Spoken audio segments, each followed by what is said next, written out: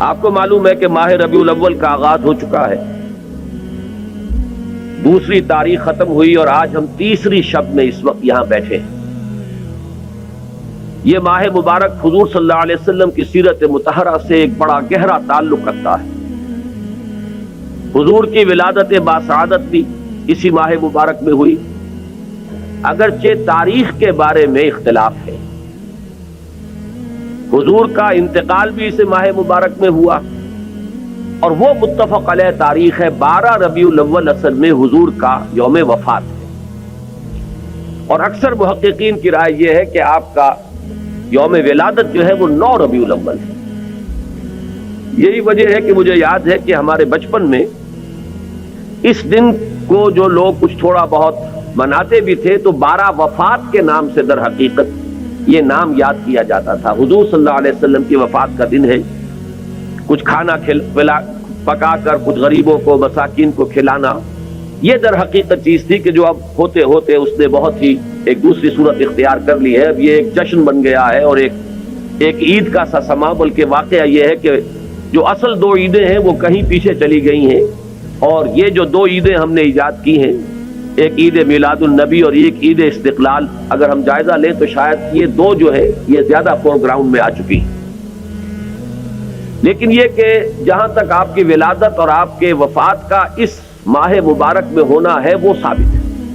مزید برآں حضور کا ورود مدینہ منورہ میں بھی ماہ ربیع الاول میں ہوا ہے۔ اس پہلو سے اگر اس ماہ مبارک میں ہم سیرت النبی کے مطالعے کا ایک خاص موضوع رکھیں، کسی تاریخ کے تعین کے بغیر اس مہینے کی مناسبت سے سیرت مطہرہ پر گفتگویں ہو، غور و فکر ہو، اور اس میں بھی عملی پہلو سامنے ہو، اتباع کا جذبہ ہو، سمجھنا سمجھانا اس لیے ہو کہ اس پر عمل کرنا ہے، تو یقیناً یہ چیز ہمارے لیے بہت مفید ہوگی اور ہمارے بہت سے امراض کا شاید اس سے مداوع ہو سکے۔ یاخذون بسنتہ ویقتدون بامرہ ثم انہا تخلف من بعدہم خلوف۔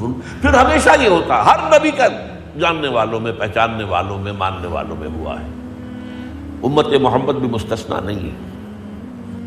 یقولون ما لا یفعلون ویفعلون ما لا یؤمرون۔ یہاں نوٹ کیجئے کہ وہ کہتے وہ تھے جو کرتے نہیں تھے، اور کرتے وہ تھے جس کا حکم نہیں۔ عید میلاد النبی کیا حضور کا حکم ہے؟ کیا اس کا کوئی ثبوت صحابہ سے ہے؟ کیا ہم صحابہ کے مقابلے میں حضور سے زیادہ محبت کرتے ہیں؟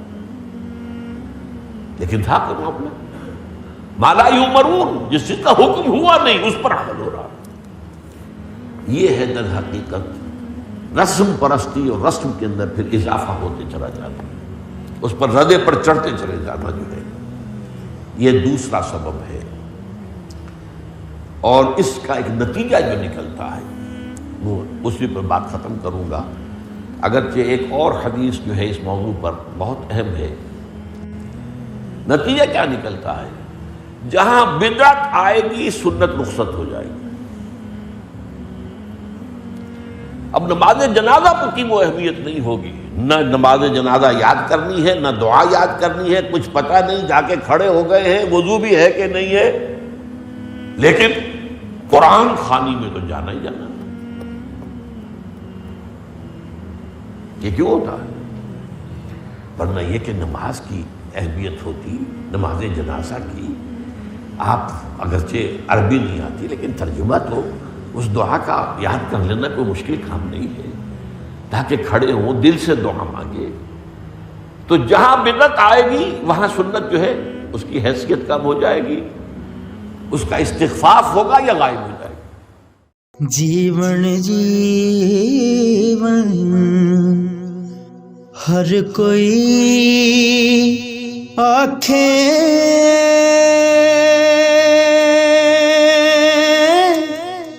موت کھڑی سر اتے،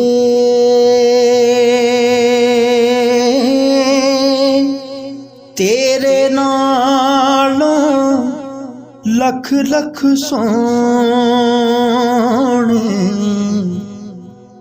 خاک اندر ਜਾ ਸੁੱਤੇ